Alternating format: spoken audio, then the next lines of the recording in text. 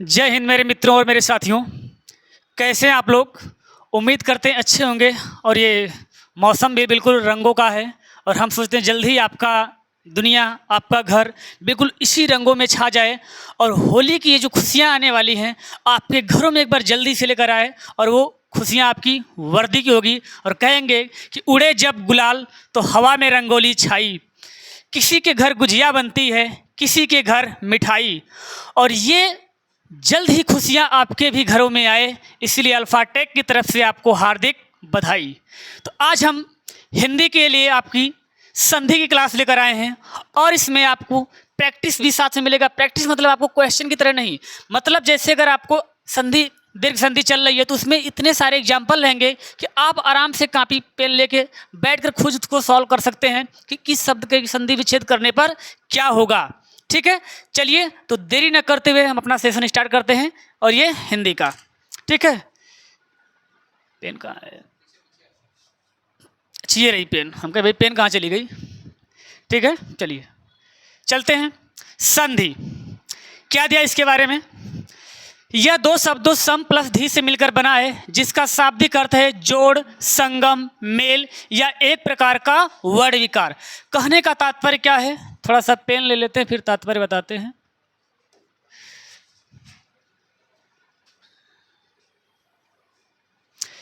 संधि मतलब जिसे अंग्रेजी में क्या बोलते हैं? ज्वाइंट।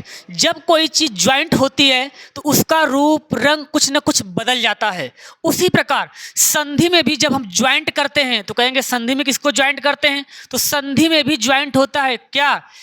वर्ड ज्वाइंट होते हैं, यानी वो वर्ड किसी न किसी शब्द के रहते हैं और ये जो दो शब्द होते हैं उसका लास्ट वाला और दूसरे शब्द का पहला वाला, यानी जब उनके वर्ड आपस में जुड़ते हैं तो इसमें भी कोई न कोई परिवर्तन, कोई न कोई बदलाव होता है।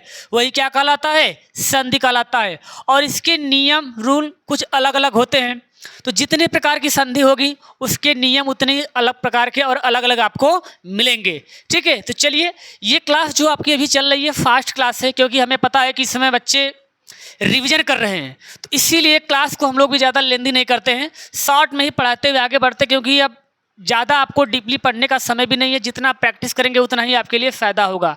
ठीक है, तो हम लोग भी देरी ना करते हुए थोड़ा सा फास्ट पढ़ाएंगे और आप लोग भी साथ में रिवाइज करते हुए रहिएगा। ठीक है, चलिए प्रैक्टिस करते रहिएगा। तो क्या है कि यह दो शब्दों सम प्लस धी से मिलकर बना है जिसका शाब्दिक अर्थ है जोड़। जोड़ मतलब किसी को जोड़ना या मिलाना। संगम, संगम का मतलब क्या होता है? मिलना। जैसे संगम प्रयागराज क्या है? वहाँ दो नदियों का भी जोड़ है, संगम है। ठीक है तो ऐसे तीन, सरस्वती दिखती नहीं है। ठीक है, मेल या एक प्रकार का वर्ण विकार। वर्ण मतलब क्या होता है? जो ध्वनियाँ होती, जो वर्ण अक्षर होते हैं उनमें विकार मतलब परिवर्तन होता है। जब वो जुड़ते हैं तो उसमें परिवर्तन यानी बदलाव हो जाता है। ठीक है, आगे क्या दिया है? अर्थात दो शब्द परस्पर मिलकर कोई परिवर्तन या नए अर्थ की रचना करे उसे संधि कहते हैं। मतलब दो शब्द परस्पर मिलकर, देखिए यहाँ शब्द बोलने का मतलब है उन शब्दों के वर्ण जब मिलते हैं तो क्या करते हैं? परिवर्तन या नए अर्थ की रचना करे उसे संधि कहते हैं। या फिर एक और परिभाषा दी हुई है, दो वर्णों के विकार सहित शब्द मेल को संधि कहते हैं। यानी यहाँ पर आपको तीन प्रकार से परिभाषाएं इसकी दी हुई है। आप चाहे जैसे भी इनको याद रख सकते हैं, स्क्रीनशॉट लेना है तो आप ले सकते हैं। ठीक है, चलिए आगे क्या है? जैसे एग्जाम्पल दिया है। अब कैसे इसके हम दो टुकड़े करते हैं जरा देखिएगा। पेन ले लेते हैं, कौन सी ले? ये रही हमारी फेवरेट पेन। ठीक है, हिमालय दिया है। अब हिमालय का जब हम दो टुकड़े करेंगे तो क्या बनेगा? हिम प्लस आलय। हिम प्लस आलय क्या हो गया? हिमालय। कहेंगे ये कैसे हुआ? तो ये तभी हम आपको एक उदाहरण दे रहे हैं। अभी आगे हम जब नियम बताएंगे तो बताएंगे कैसे इसके दो टुकड़े होते हैं, कब किस कंडीशन में क्या बदलाव, क्या परिवर्तन देखने को मिलता है। ठीक है, चलिए सर्वोदय का क्या होगा? कहेंगे सर्व प्लस उदय। सर्व प्लस उदय। ठीक है, जगन्नाथ का क्या होता है? तो कहेंगे जगत प्लस नाथ। जगत प्लस नाथ। ठीक है, मनोहर का क्या होता है? तो कहेंगे मनः प्लस हर। अध्ययन का क्या होता है?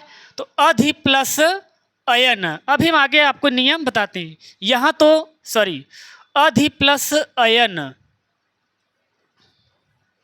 अधि प्लस अयन। ठीक है, चलिए आगे बढ़ते हैं। अब देखते हैं संधि के कितने प्रकार होते हैं। तो आपको पता है कि संधि के 3 प्रकार होते हैं, स्वर संधि, व्यंजन संधि और विसर्ग संधि। उसके बाद स्वर संधि जो होती है उसके भी 5 भेद हैं। कौन कौन से? दीर्घ संधि, गुण संधि, यड़ संधि, वृद्धि संधि, अयादि संधि। ठीक है, हम आपको क्या करेंगे कि जब इसका नियम बताएंगे, ये स्वर संधि के जो 5 भेद हैं उसमें केवल आपको एक का याद रखना है। किसका? आप कहना चाहेंगे कि यानी दीर्घ संधि जो पहला वाला है। अब आप दीर्घ संधि के लिए आपको नियम याद हो गया ध्यान से, तो कुछ नहीं करना। उसके बाद गुण, यड़, वृद्धि, अयादि, आपको उसके ऑटोमेटिक नियम याद हो जाएंगे, लेकिन ध्यान से देखना कैसे से परिवर्तन चेंजिंग उसमें होता है आगे पीछे। ठीक है, चलिए आगे बढ़ते हैं।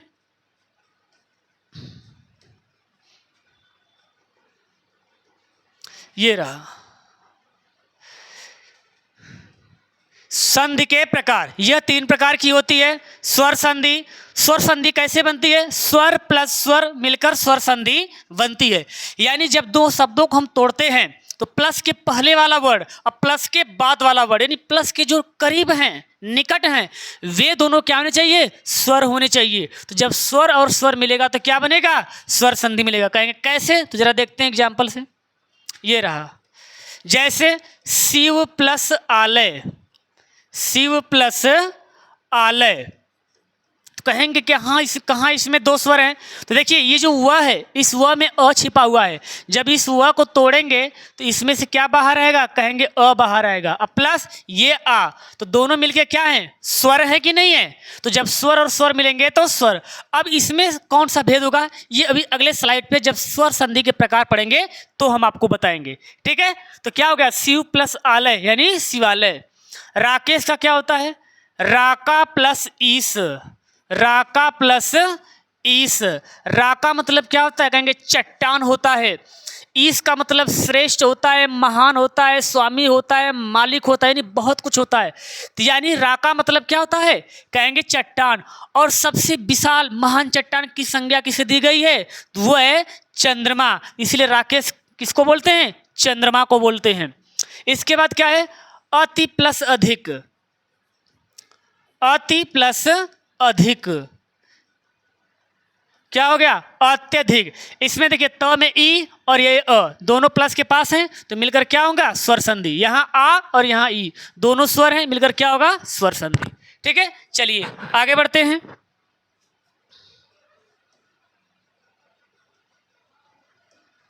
ये रहा व्यंजन संधि, दूसरा भेद।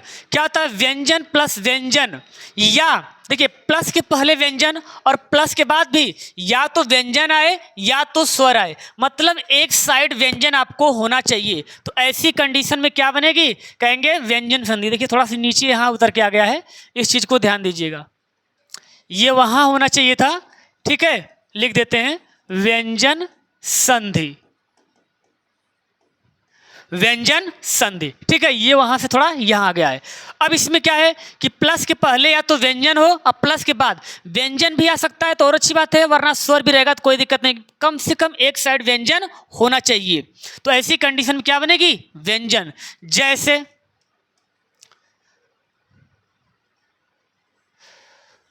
वाक प्लस ईस। अब देखिए प्लस के पहले क्या आ गया? व्यंजन, अब प्लस के बाद स्वर। तो हमने बोला कम से कम एक साइड व्यंजन होना चाहिए। तो क्या है? वागीस।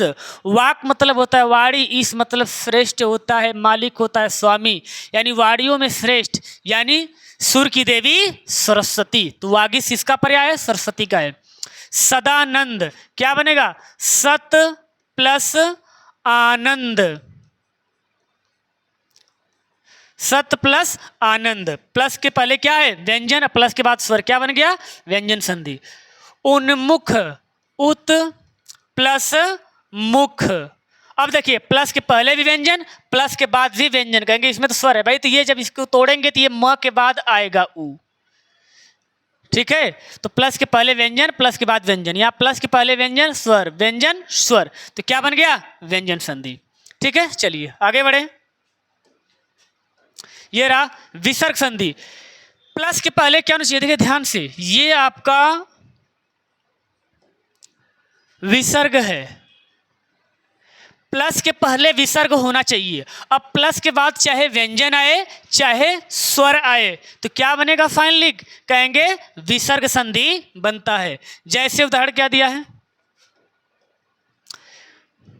मनः प्लस ज, तो प्लस यानी प्लस के पहले विसर्ग आ गया, अब प्लस के बाद क्या हो, चाहे व्यंजन चाहे स्वर, तो व्यंजन आ गया तो क्या बन गया मनोज। कहेंगे निह प्लस मल, क्या हो गया निर्मल। अब कहेंगे र कैसे आया, यहाँ ओ कैसे आया थी, जब आगे हम पढ़ाएंगे विसर्ग संधि तो उसमें नियम है, विसर्ग का ओ में परिवर्तन, विसर्ग का आधे र में परिवर्तन, आधे च में परिवर्तन, ठीक है, ये परिवर्तन होता है। आपको हम जब आएगा विसर्ग संधि तो आगे बताएंगे, ठीक है। इसमें क्या है, निह प्लस रज क्या बनता है, नीरज बनता है। कहेंगे इसमें तो बड़ी की मात्रा है, यहाँ पर छोटी कैसे आ गई, ये भी नियम है लघु स्वर का दीर्घ स्वर में परिवर्तन, जब विसर्ग संधि आएगी तो वहां पर बताया जाएगा, ठीक है। चलिए आगे बढ़ते हैं, ये रहा स्वर संधि। अब एक एक करके हम एक एक स्वर संधि के एक एक भाग को पढ़ते हैं, ठीक है। चलिए ये रही हमारी स्वर, इसका दूसरा नाम क्या है अच। ये नाम महेश्वर सूत्र से दिया गया। जब आप संस्कृत में व्याकरण पढ़ेंगे महेश्वर सूत्र तो वहाँ आपको बताया जाएगा कि अच में का मतलब स्वर होता है और उस अच में कौन कौन से वर्ण छिपे हुए हैं, ठीक है। चलिए स्वर संधि किसे कहते हैं बता दिए, स्वर प्लस स्वर मिलकर स्वर संधि।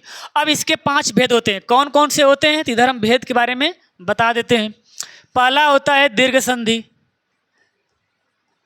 दूसरा क्या होता है, शायद ये कलर आपको नहीं दिखेगा, हम व्हाइट लेते हैं।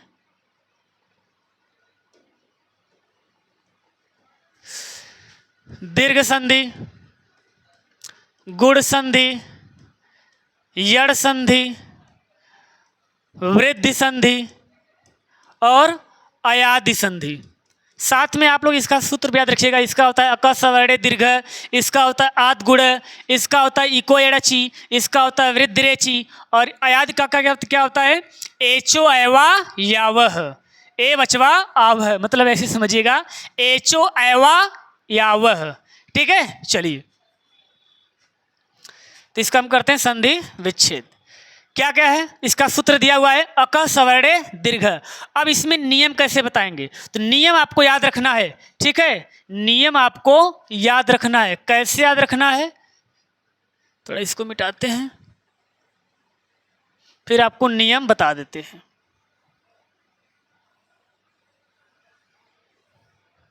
ठीक, नियम इसमें क्या कहता है, दीर्घ संधि में यदि प्लस के पहले, ठीक है, थोड़ा इस साइड बताएं वरना उसका भी संधि विच्छेद भी करना है। यदि प्लस के पहले क्या रहे अ आ ई, ठीक है, और इसके बाद क्या है, जगह नहीं हो पाएगी, थोड़ा स्लाइड छोटी पड़ गई है, ठीक है। चलिए यहाँ लिखते हैं, कोशिश करते हैं, आ जाएगा तो अच्छी बात है। अ आ छोटी बड़ी, छोटा हूँ बड़ा हूँ, यानी उ उ ई ऐसे पढ़ते हैं, पहचान के लिए हम ऐसे बोल दिए। री, और आपको पता है एक बड़ी री भी होती है। ये प्लस के पहले इनमें से कोई एक आए और प्लस के बाद भी क्या हो, इन्हीं के समान स्वर आए, अ आ ई उ री और ये री, बड़ी री, ठीक है। यदि प्लस के पहले चाहे अ आए और प्लस के बाद भी क्या है, चाहे अ चाहे आ, या अ आ दोनों में से कोई एक आए, तो जब ये दोनों मिलेंगे तो फाइनली क्या बनेगा, कहेंगे आ बनता है। क्या बनेगा, आ बनेगा। उसी प्रकार प्लस के पहले चाहे ई दोनों में से कोई एक रहे, अब प्लस के बाद भी ई में से कोई एक रहे तो क्या बनेगा, फाइनली बड़ी ई बनेगा। उसी प्रकार उ में से कोई एक आए और इधर भी उ में से कोई एक रहे तो फाइनली क्या बनेगा, बड़ा उ बनेगा। उसी प्रकार बचा री, अब दोनों में से कोई एक आए तो आपको पता है एग्जाम्पल हमेशा प्लस के पहले री ही मिलेगा, छोटी री, बड़ी री नहीं मिलता है। ये दोनों जब मिलेंगे तभी आपको बड़ी री बनता है, ठीक है। तो क्या बनेगा, इधर बड़ी री बनेगा। ये रहा आपका नियम।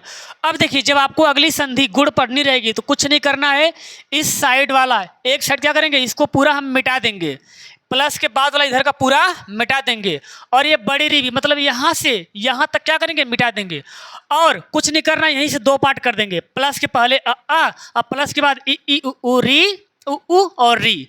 ये बन जाएगा आपका गुण संधि का नियम। तो आगे जब गुण संधि पढ़ाएंगे तो भी बताएंगे, ठीक है। चलिए एग्जाम्पल देखते हैं। अब जैसे क्या है, प्लस अस्त, अस्ताचल क्या बनेगा, अस्त प्लस अचल, अस्त प्लस अचल। इसमें अ और ये मिलकर क्या हो गया, आ, तो हो गया अस्ताचल। इसमें हिम प्लस आलय, तो क्या है इसमें, देखिए प्लस के पहले अ और प्लस के बाद आ गया, तो अ रहे चाहे आ रहे दोनों मिलेंगे तो फाइनली आ बनेंगे, तो क्या बन गया, हिमालय। यहाँ है विद्या, प्लस के पहले आ और प्लस अभ्यास, यानी प्लस के पहले आ गया प्लस के बाद अ, तो दोनों में से कोई एक है, क्या बन गया, विद्याभ्यास। उसी प्रकार विद्यालय का विद्या प्लस आलय, क्या हो गया, विद्यालय, प्लस के पहले आ प्लस के बाद भी आ। कविंद्र क्या होगा, इसका कलर इस बार थोड़ा चेंज कर देते हैं, ठीक है, ताकि आपको देखने में दिक्कत न हो। तो क्या बनेगा,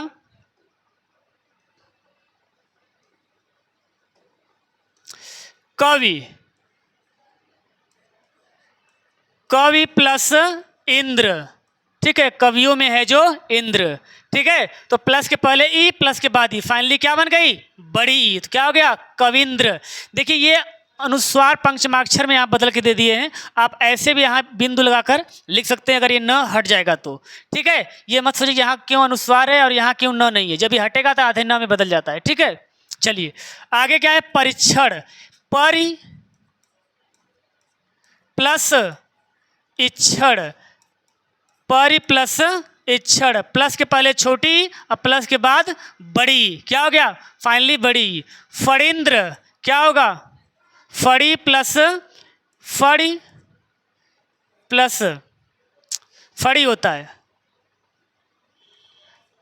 फड़ी प्लस इंद्र, क्या बन गया, फणींद्र। इधर बड़ी इधर ई, उसके बाद जानकी से क्या बनेगा, जानकी प्लस ईस, यानी प्लस के पहले भी बड़ी और प्लस के बाद भी बड़ी, तो क्या हो गया, जानकीस। अब अगला कलर लेते हैं,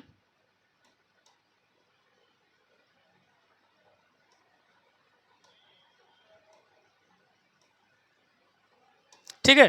क्या है, भानु प्लस उदय, क्या होगा, भानुदय, यानी उ और उ मिलके क्या बनेगा, बड़ा उ, ठीक है। इसमें थोड़ा मिसप्रिंट हो गया, ये बड़ा उ होना चाहिए था। सिंधुर्मी क्या बनेगा, सिंधु प्लस ऊर्मी, सिंधु मतलब क्या है, सिंधु नदी है, और ऊर्मी मतलब क्या है, सिंधु मतलब समुद्र होता है, समुद्र का पर्यायवाची सिंधु होता है, ठीक है। ऊर्मी मतलब लहर यानी समुद्र की लहर, ठीक है। वधुत्सव, वधु प्लस उत्सव, ठीक है। इन चीज़ों का ध्यान दीजिएगा कि कब बड़ा हो कब छोटा हो रहता है, ठीक है। आपको ऑप्शन देगा तो कभी कभी वर्तनी भी दे देता है, ठीक है। चलिए यहाँ पर थोड़ा सा दो तीन शब्द नीचे आ गए, हम इसको फिर से ऊपर लिख देते हैं, ठीक। क्या है, भूर्ध्व है और मातृराम है, देखिए इससे बड़ी री की मात्रा रहेगी, मातृराम। और क्या है, होत्रिकार, होत्रिकार, बड़ी री की मात्रा रहेगी, ठीक है, बड़ी री की। यहाँ लिख दिया, अब यहाँ संधि विच्छेद कर देते हैं। क्या होगा, भू प्लस ऊर्ध्व, भू प्लस ऊर्ध्व, ऊर्ध्व। इसके बाद मातृ प्लस ऋणाम, मातृ प्लस ऋणाम, और इसका क्या होगा, होत्रि प्लस ऋकार, ठीक है, होत्रि प्लस ऋकार हो गया। ये रही आपकी आज के लिए स्वर संधि, स्वर संधि में दीर्घ संधि।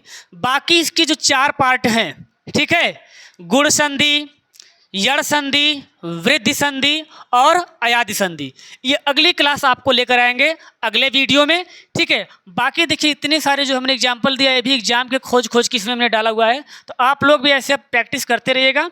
फिर जिस दिन संधि की क्लास खत्म होगी लास्ट में आपको एक प्रैक्टिस सेशन संधि का दे देंगे जैसे क्वेश्चन आते हैं। ठीक है, चलिए तो आज के लिए ही इतना ही।